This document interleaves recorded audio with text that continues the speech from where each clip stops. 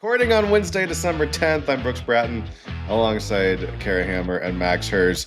If there wasn't enough incentive to be watching on YouTube already, Max is a man with many hats. What are you sporting there, Max? This is one of my many mementos from Ivan the Predzican, little mini Pred sombrero here. On the rare episodes where I'm at home while we're recording, I've got a lot of knickknacks, and some people would call them random crap, but I consider them valuable items, and I'm very happy to own them all, and they all mean something. Your treasures. My treasures, yeah. We've got a lot of good stuff here.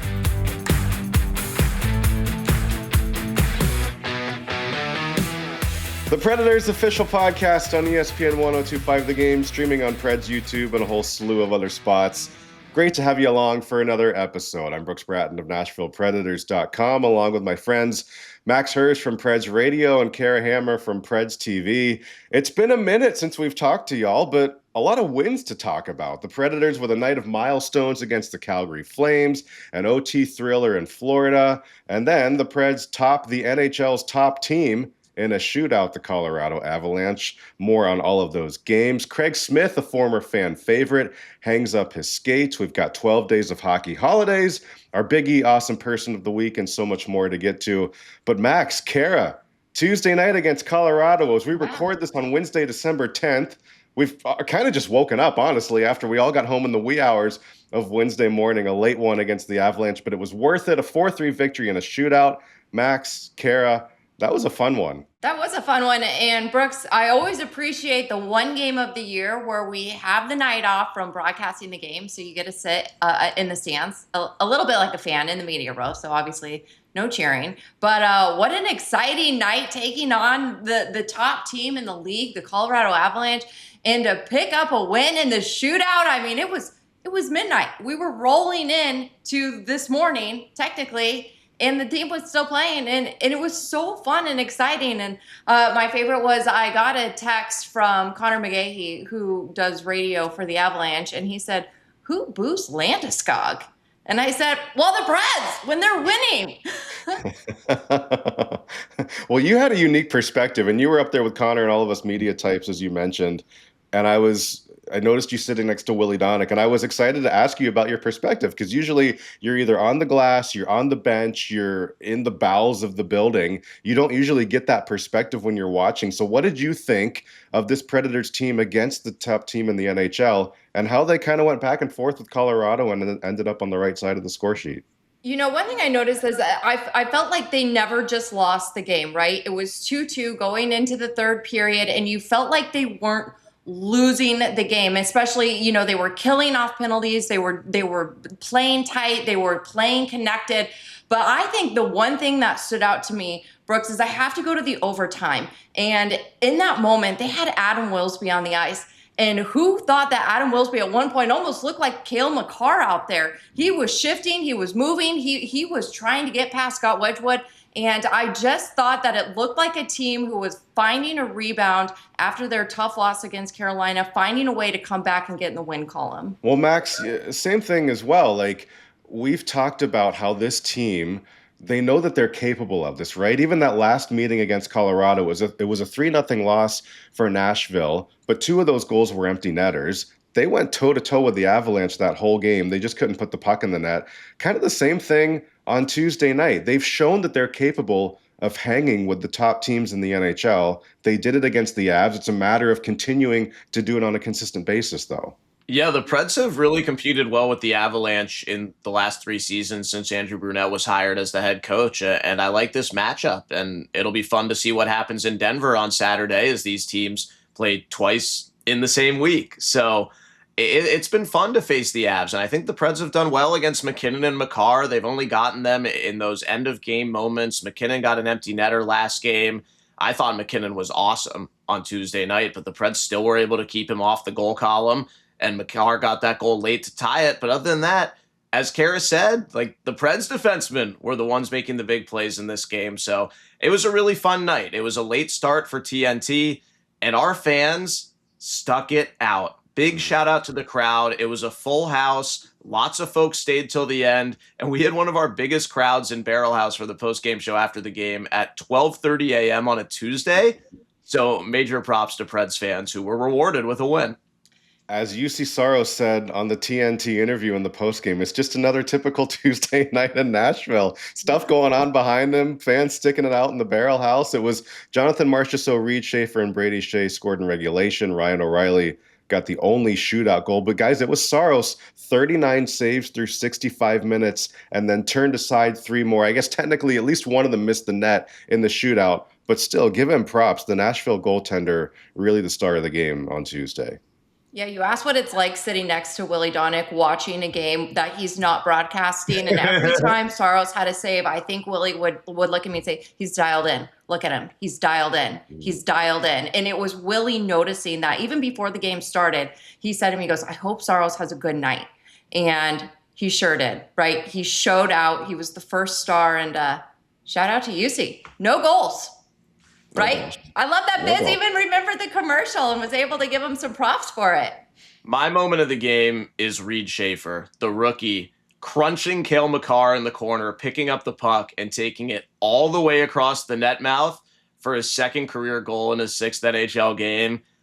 Big Red is showing things, and I got a couple of clips from Preds Radio last night that I want us to hear about Reed Schaefer. First up from Jonathan Marchessault at the first intermission in our interview, talking about Reed Schaefer scoring that goal and how his size works in the NHL. He's the kind of guy that whatever he was doing well in the AHL, it will still show in the NHL. The kind of guy that his game fits perfectly for the NHL, and his productivity should be around the same, I would say, because he's a good power forward, a lot of great skills. He's really fast, and I think he's been showing that he has a lot of skills and he can be effective to the NHL level, and definitely good to see that he gets us on the board here. I just thought that was such a telling quote from a veteran who's seen it all. That's a guy whose game belongs in the National League, Jonathan Marchessault says about Reed Schaefer. And he got called up at the perfect time. He didn't score any goals in the first 11 AHL games of this season.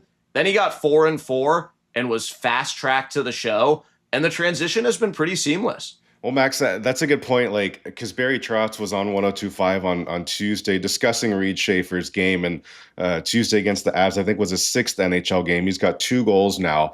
But I feel like Tuesday against Colorado was really the first game that I noticed him going out of his way to lay the body.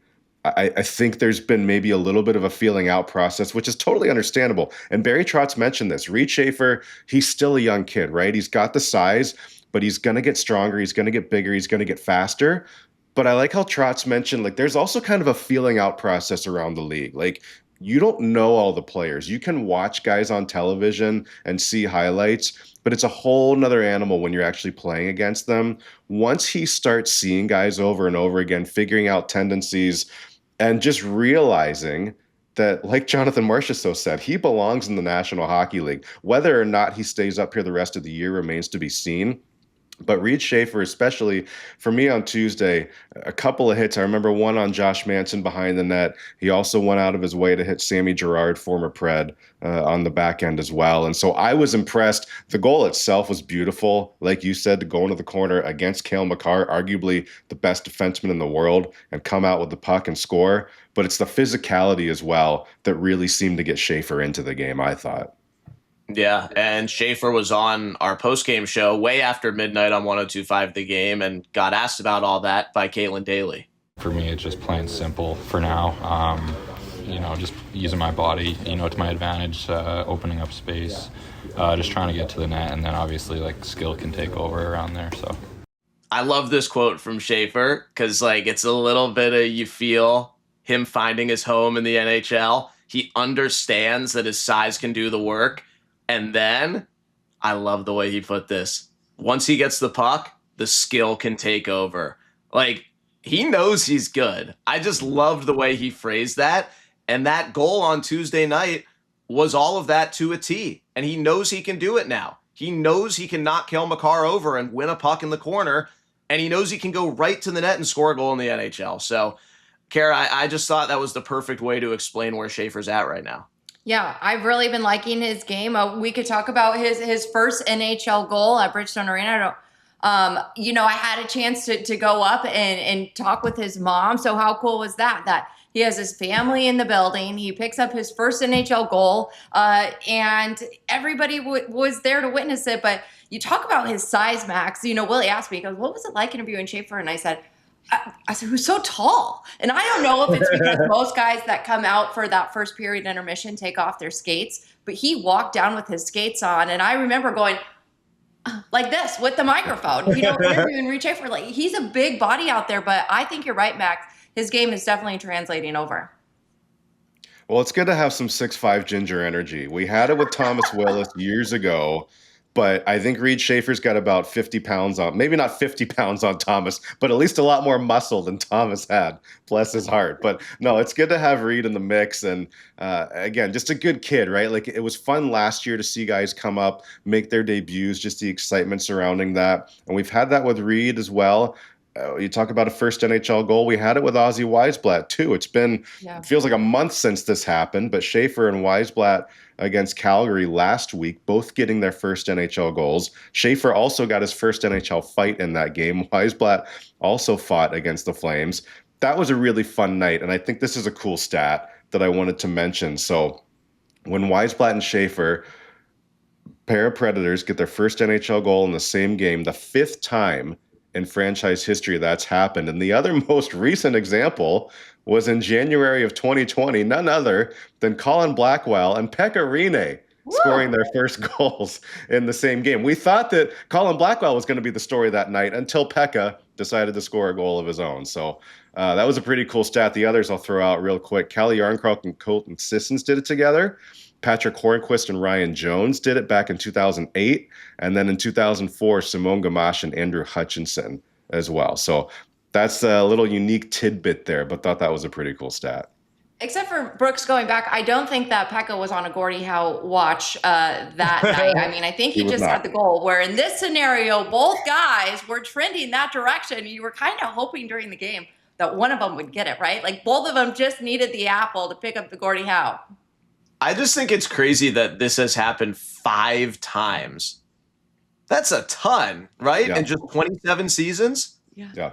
No, it feels like a lot. Well, and I loved what Ozzy said in the post game about, because it was Schaefer that scored first and then Ozzy scored. And then Schaefer fought and then Ozzy fought. And I was like, what's up with that? You're just following around? He's like, well, I'm not going to let him outdo me. Like, I've got to keep up. If he's going to score, then I've got to score. So that was fun. And really good for Ozzy Weisblatt, because unfortunately we go to Florida and he gets injured, and now he's going to be out 8 to 10 weeks with an upper body injury. With that timeline, he probably won't be back until after the Olympic break. So that's really a bummer, because boy, was Ozzy Weisblatt really establishing himself and his role on the third and fourth lines for the Preds. But I'm glad he got his goal before he got hurt. That really would have been a bummer. But he's still around. He's still bringing the energy. So disappointing, but we'll certainly look forward to getting Ozzy back in February. But that one in Florida against the 2-time defending champs, that was a fun one too. Hey, before we hit Florida, Brooks, we have to go back, because we can't pass this game without also highlighting Steven Stamkos, 1,200 points. I was interviewing Ozzy on the bench, and we were so hyped on these young guys picking up their first goals. And Ozzy said to me, "Yeah, but what about Stammer? 1,200 points, no big deal." No big deal.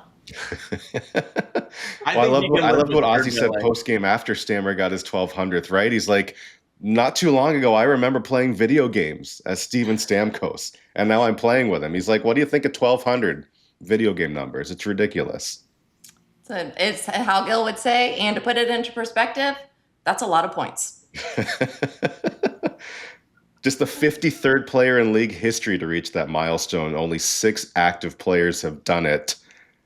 Pretty impressive for Steven Stamkos. And then, a couple nights later, we go to Florida.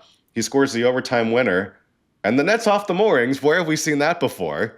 This one counted as well. But that was, you go into Florida, the penalty kill is perfect. That was the story of the game that night. Yeah. Ryan O'Reilly ties it late. Steven Stamkos gets the winner in overtime. But we were talking before we came on, like, these gritty, greasy, grimy wins, that's what the Preds have been able to do a lot of recently. It feels like they're really starting to, like I just mentioned, they're playing connected. They're finding a way to stick it out. And why we're talking about Stammer, I mean, he's been through so much. It took him a long time to get his game going, right? At the start of the season, he was in a slump, and he took all the heat, and he's been able to come out and show this veteran leadership to these young guys, and you see it starting to pay off. They're finding ways now.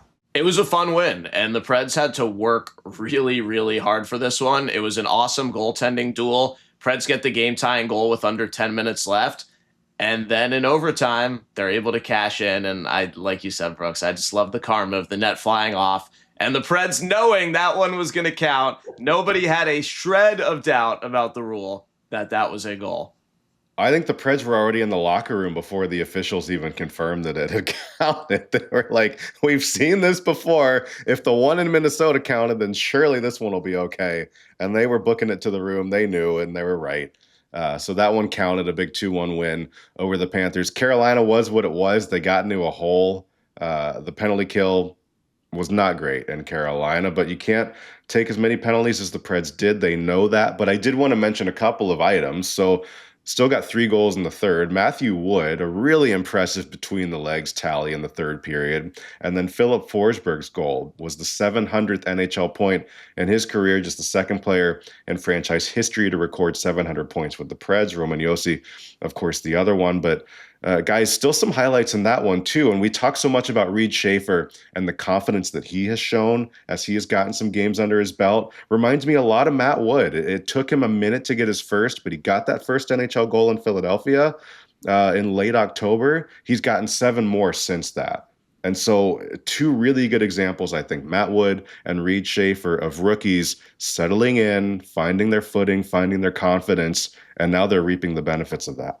Yeah, that was an awesome goal by Wood between the legs, just showing off the skill in front. So those moments from Wood keep showing up. That one wasn't in a huge moment in the game, but many of them have been, and it's been awesome to see. And also, I'd like everybody to know that the NC State men's basketball team beat UNC Asheville 75-63 at the Lenovo Center on Saturday, and it was a very conveniently timed game for all that we have no complaints about.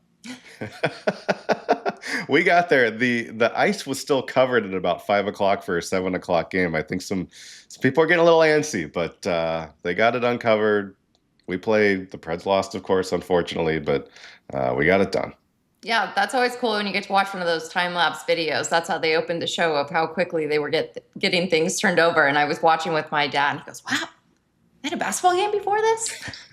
It's way less cool watching it in real time in real life, I'll tell you that. And Yeah, I mean, I saw the whole thing in like 10 seconds. it's much cooler when we're in LA and it's, oh, the Lakers are playing today. We can wait. And then NC State is playing who? UNC Asheville? Why does that have to be in the 18,000 seat arena? So, yeah, thanks, Carolina. All right. Well, before we close this out, I do have a question for you guys, because at the end of the Colorado game, we saw Philip Forsberg crash into Scott Wedgwood, and obviously the Preds go to Denver on Saturday night to take on the Avalanche. So I got to know, do you think we're going to see some rebuttal coming up? How do you expect this one to play out?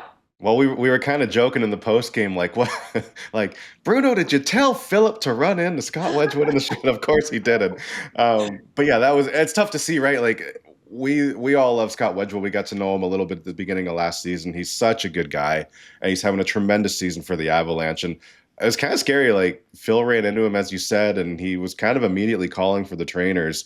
And then a weird situation at the end, like, he was kind of had gotten pulled out from the concussion spotter. Mackenzie Blackwood had to come in. It didn't matter because Gabe Landeskog was stopped by UC Saros, and the game was over at that point. But yeah, what an interesting finish to that one. So I don't know. Hopefully Wedgwood's okay. But if you do see him again on Saturday, I don't know. That'll be fun to face him again, especially after the way that played out. Yeah, I definitely could feel some tensions rising. And obviously it was not on purpose, right? There was no purposeful contact. It just happens, and so we'll see. You wonder though, because it's Phil. He's a superstar. He's a veteran. It's not like a young rookie making this happen. So we'll see on Saturday. The Preds are in Colorado, and then they'll be in St. Louis on Monday. Kind of a weird scheduling quirk. These 6 games. It's Carolina, Colorado, St. Louis, Colorado, St. Louis, Carolina. So we'll get used to these opponents over the next little bit for the Predators, but a good little stretch. Wins in 5 of 7 for Nashville. Coming up, a former Predators fan favorite who we all know and love. Craig Smith retires. We'll touch more on Smitty after the break. You are listening and watching the Preds Official Podcast on ESPN 1025 The Game and YouTube.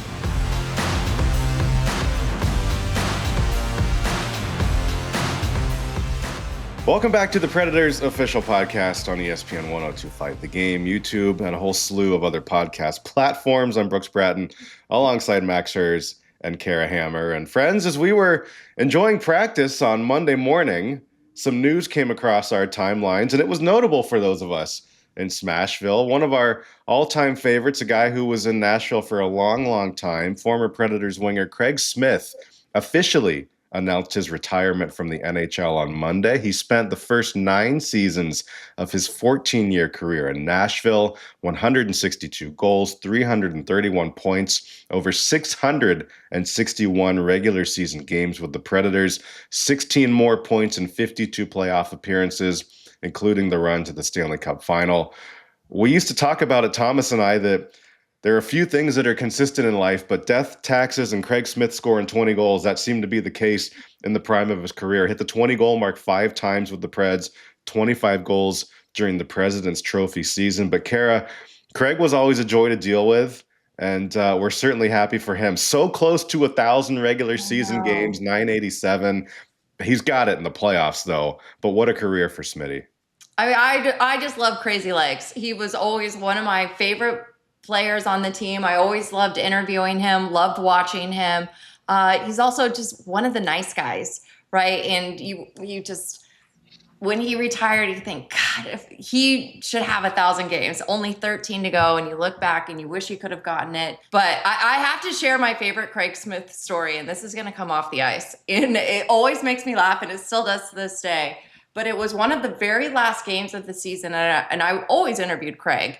And I go in the locker room, and I was like, hey, everybody, like, have a great year, whatever. And he goes, all right, see ya, Kara. And I think at this point it was like Yost. I mean, it was like Ryan Johansson. Everybody goes, did you just call her Kara? And he goes, yeah, that's her name. They're like, no, it's Kara.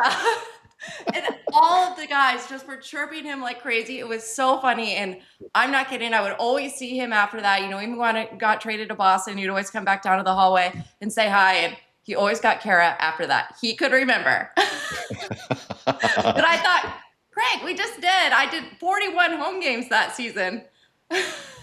Oh, that's amazing. I'll never forget it. He was the only guy who ever, and I usually will ask guys before I talk to them in the locker room, hey, can I grab you for a second? Hey, can I talk to you for a minute? He was the only one that ever pulled the, I don't know, can you? Like, okay, Mr. Wisconsin collegiate degree. But no, he's such a good dude. I had the chance to see him. He was actually at the Preds alumni clay shoot this October. And I said, you know, are you trying to get to 1,000? He's like, no, I'm pretty sure I'm done. So, but it was so cool to see him. Great to see him back in town. And as you said, just a really good guy and such a consistent contributor. I think that's obviously what people will remember about him.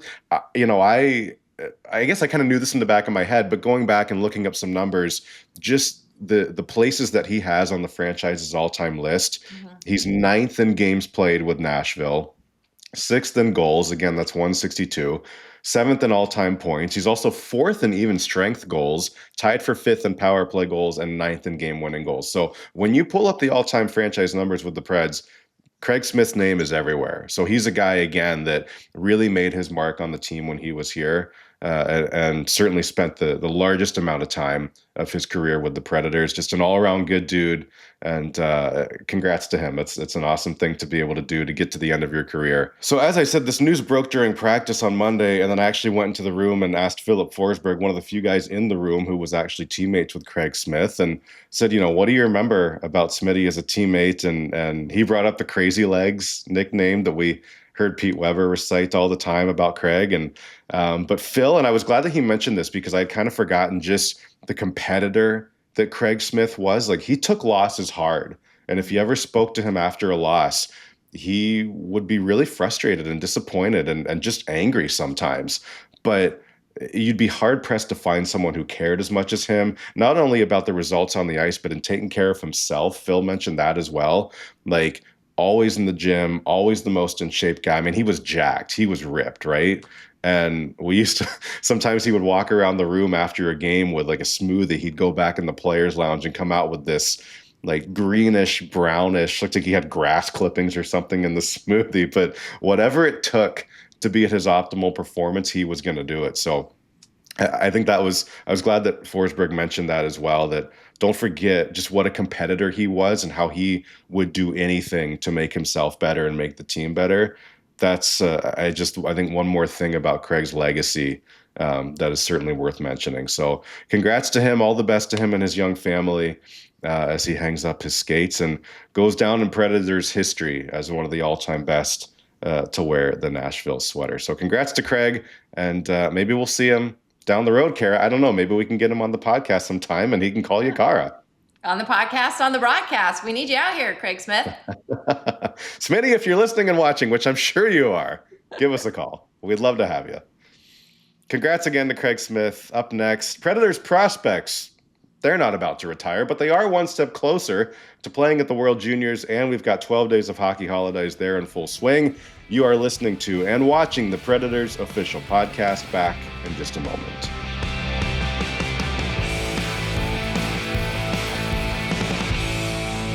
Welcome back to the Predators Official Podcast on Preds YouTube and ESPN 1025 The Game. Max Herz, Brooks Bratten, and Kara Hammer all here with you.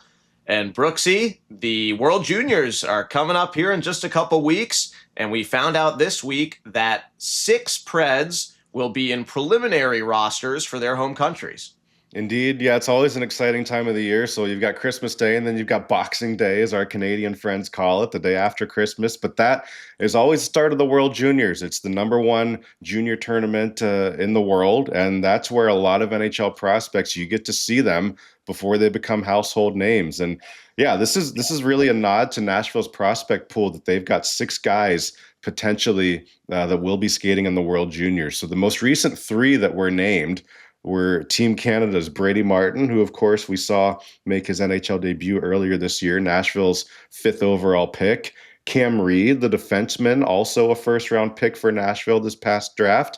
And then Jack Ivankovic, the goaltender, a second-round pick for Nashville last June. So all 3 of those guys who the Predators added in the draft, they could potentially be representing Canada at the World Juniors. A couple of Americans as well, Riker Lee, who's at Michigan State, and it seemingly once a week has a ridiculous highlight on Twitter that we end up showing. He will be there, as well as Teddy Stiga, who we all remember scored the big winner last year. He'll be back on Team USA's preliminary roster. And then Viggo Gustafsson, a big Swedish ginger, named to Sweden's camp roster as well. So good to see him competing there. So we will certainly keep you updated as we get closer, and then the tournament begins after Christmas and into the new year. But yeah, ultimately, I think from a Predators perspective, really good news to see a number of guys who the Preds hope will one day be on their roster, see their respective countries say, yeah, these are among the best that we've got. We really need them at the World Juniors. Yeah, we'll keep you guys updated as they announce the final rosters in the next couple weeks. And Team USA will get to defend their gold on home ice in Minnesota at the Wild Arena.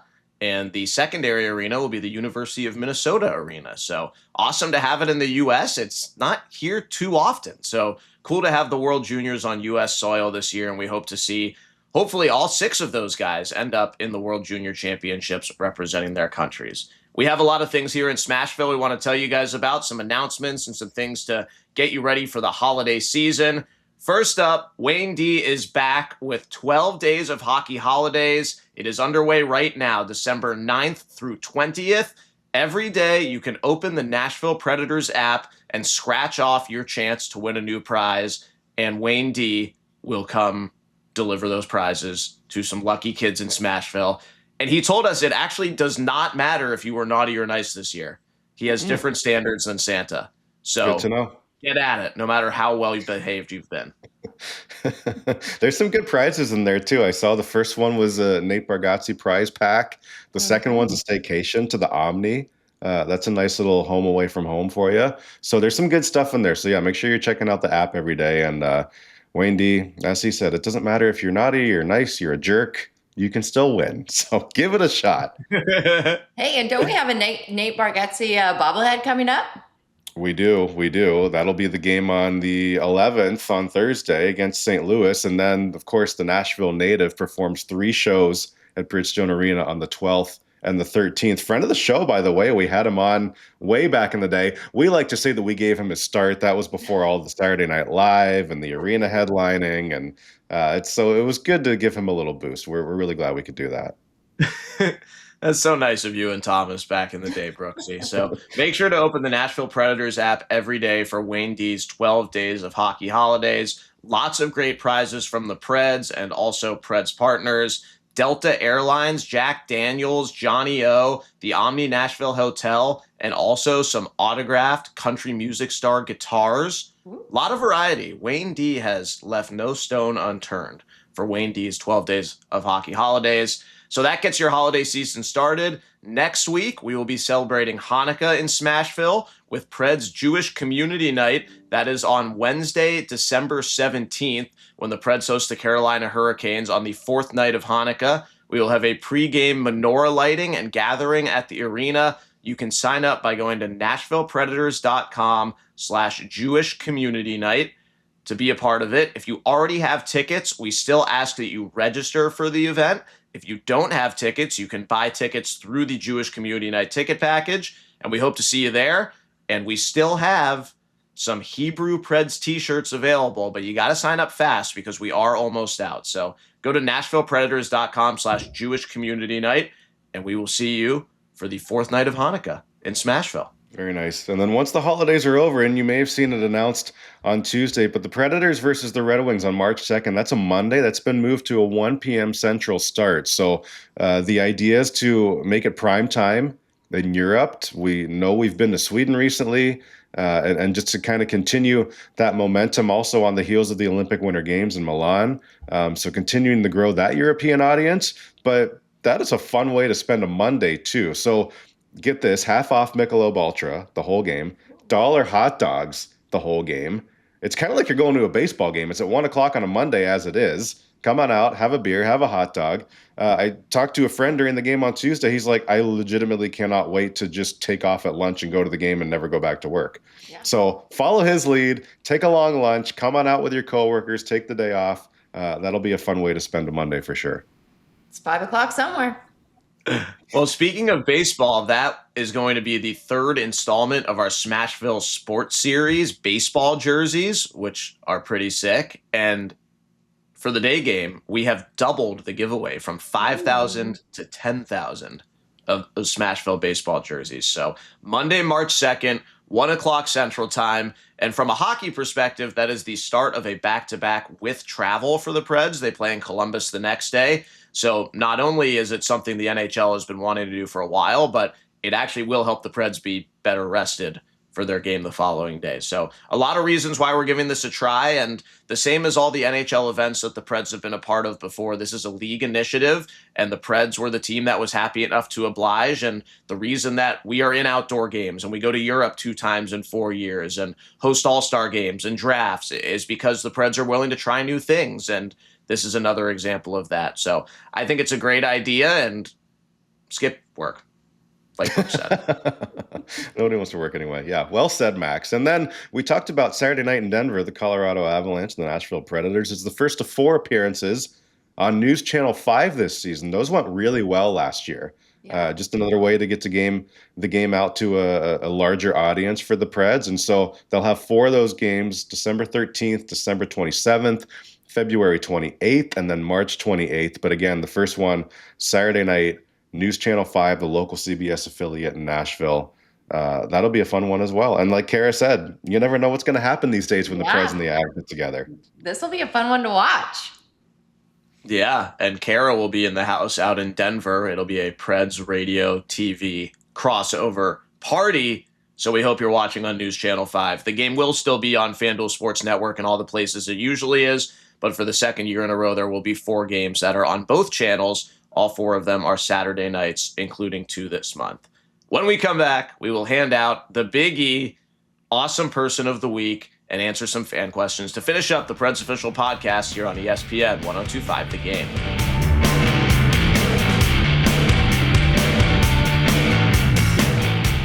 Fourth and final segment of the Predators Official Podcast. The recording on Wednesday, December 10th. I'm Brooks Bratten alongside Kara Hammer and Max Herz. If there wasn't enough incentive to be watching on YouTube already, Max is a man with many hats. What are you sporting there, Max? This is one of my many mementos from Ivan the Predzikin. Little mini Pred sombrero here.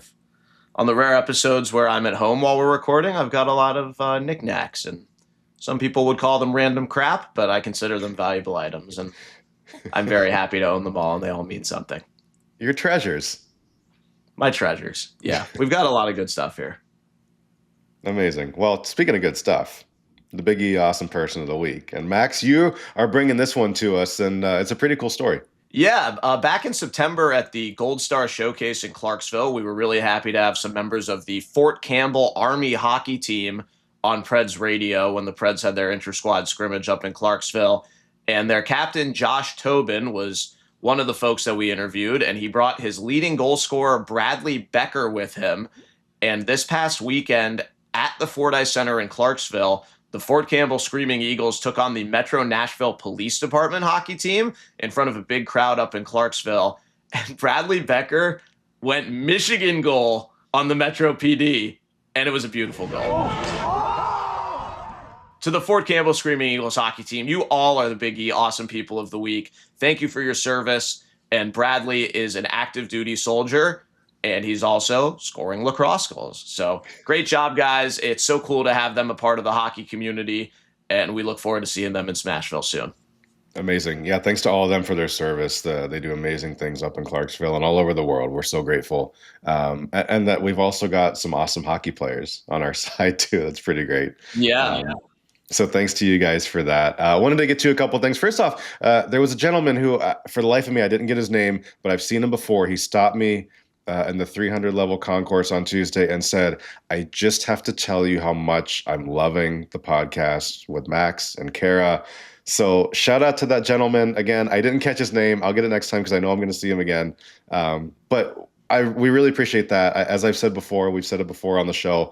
If you see us out and about, if you like what we're doing, if you ever have a question for us, please stop and say hello. We love that when it happens. So thanks to that fine gentleman who said he was enjoying the show and enjoys hearing us talk for an hour a week. We certainly appreciate that we've at least got a few listeners out there. And we did get a question, and that's a good one. And we might have to do a little more research on this as well. But Abby wanted to know, what's the logic behind who comes out of the tunnel first? She says, I understand Yossi and Steven Stamkos with the C and the A, but Nick Hague comes out behind Stammer. There's kind of a method to the madness. Max, I don't care. I don't know if you have any insights on this, but there is a reason. Like, they all come out in the same order every time, whether it's start of the game, start of warmups, whatever the case might be. It's always the goaltender first, unless it's a player who's making his NHL debut. But then after the goaltender, same kind of order. So you guys have any insights there? Or do we need to do some more research on why there is a certain order the way that it is? I think we need a little bit of research, but I also think that my opinion from just watching is maybe a little bit of superstition when they come out in the hallway. They kind of, have their way that they line up with their fist bumps, where they're going, who's dabbing who before they go out. But then, Brooks, this is going to totally throw this off, because I've also seen scenarios where the guys are lined up, but then, as you know, they're walking through the Lexus Lounge and there's a lot of fans and a lot of those fans are small kids. So I have seen a player stop to give an extra high five or, to just have a quick extra moment and then get left behind in the line as they're going out to the ice. So that also could shake things up, especially if it's a family member of one of the players. They may stop for an extra second. But there have been scenarios where the whole line will stop if a player stops for an extra moment, and they'll wait for that guy to get back in line. So my opinion would be that it's a little bit superstition, and That's my only reasoning. I don't know, Max. Do you have a factual explanation for this? I just think everybody wants to be either first or last, and once everybody makes their pick, it's based on tenure. And Steven Stamkos was kind enough to let Roman Josi keep leading the line, even though Stamkos has been in the league longer than Josi has. And I think it was a bit of an adjustment for Stammer, who was always first one out on Tampa Bay. So I think these guys are a little bit more flexible than they'd like you to think. As long as they all end up on the ice, I'm happy. And I don't think it affects the outcome of the game, but I'm not going to tell the players that to their faces. But we may have to do a little bit of research on it, because there have been times too where there's a long moment before the next player comes out. Like, you'll see one or two guys come out, and I'll be on the bench wondering, is anybody else coming? Are they coming? Like, where are Yes. Well, and I my memory precedes me, but I seem to recall Thomas Willis years ago writing some sort of story. I don't know if it was the order in which they come out or just the routine that guys have in warmups. But if you're ever at a game for warmups, which I would recommend going early to see the guys go out there, I think it's fun just to watch in warmups. But do yourself a favor sometime and pick one guy to watch, and then do it again another game, and notice how basically just about every player does the exact same thing every single time. The way they come out on the ice, the number of pucks they shoot, the way they stretch, the time in which they get off the ice from warm-ups. Like, Justus Annunen is always feeding Jonathan Marchessault pucks to shoot at the end of warm-up. Marchessault pretty much always the first guy off the ice, the last guy off the ice after warm-ups are over. It's fascinating how everybody has, like you said, their little superstitions, and it carries on through to warm-up. So if you're ever there, just pick a guy or two to watch and see what they do, and then see how similar it is game by game by game. It's really quite fascinating. But they're creatures of habit, and if it works, it works. Yeah. And if I'm going to suggest the first player to watch, it is Ryan O'Reilly. And we're hoping that during the broadcast this season, we can mic him up during the warm-ups and walk you through what kind of his superstition is. But that would be my first suggestion. Interesting. Okay, good to know. Yeah, I always want. You mentioned Steven Stamkos coming out. Like, he comes out without his helmet, and he'll do, like, I'm standing up, so I'm gonna spin. Watch this. He'll do like a little twirl with his stick around the back, right? Yeah. And it just, I don't know. It's just one of those things that I'm like, that's a cool way to come out on the ice, and I appreciate that. So well done, Stammer. Can I hit you with the second one? I've seen this a couple times now. Michael Bunting always goes to center ice, and he kind of like marks his territory on their half of the ice. And I've seen a player or two kind of skate over the line a little bit, and I've seen like a bump, like, nope, I'm going to knock you back to your side. So this is also something to keep an eye on, and it's something that I noticed it 2 or 3 times now. I'm going to have to see if this is really a thing that he keeps doing, but it caught my attention. Interesting. I've never noticed that. All right, I'm going to watch Michael Bunting these next few games and see what we can come up with. And if you're a fan listening, tweet us. Like, let us know. Hit us up and let us know what you're seeing and things that we could be looking for as well. Yeah, good question, Abby. We'll do some more research on this. And this is, we could do a whole podcast just on warm-up routines. I'm sure of it. Oh, for sure. Max doesn't seem very excited about the prospect. I'm excited. I just never get to see warm-ups because I'm always on the air. Oh, that's right. That's right. Yeah. Yeah, I have nothing to add, sadly. I wish I could, but the fans definitely have much better insight than I do on this one. All right. Well, we'll let you know what we find out. But good question, Abby. And again, you can always use hashtag Preds Podcast if you want to get in touch with us, or leave a comment below if you're watching on YouTube in the comment section. We certainly appreciate it. Max, Kara, it's always a pleasure. This has been a fun one. It's good to talk to you both. Great hanging. I hope everybody likes my hat. And on that note, the show is over. For Brooks Bratten, Kara Hammer, our entire crew, my name is Max Harris. Thanks for listening to the Preds Official Podcast. We'll see you in Smashville this weekend here on ESPN 102.5 The Game.